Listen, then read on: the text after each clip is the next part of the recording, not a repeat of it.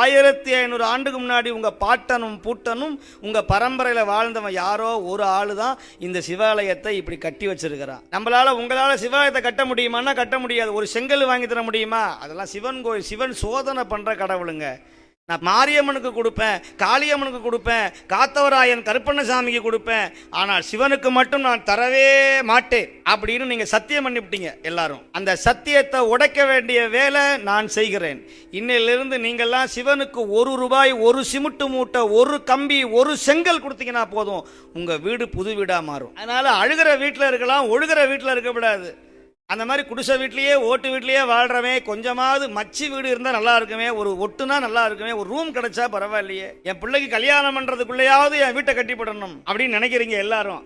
அதற்கு நீங்கள் செய்யணும்னா முதல் பரிகாரம் சிவாலயத்தில் உழவாரப்பணி செய்யணும். சிவாலயத்தில் திருப்பணி கேட்டாங்கன்னா முதல்ல போய் கொடுக்கணும்.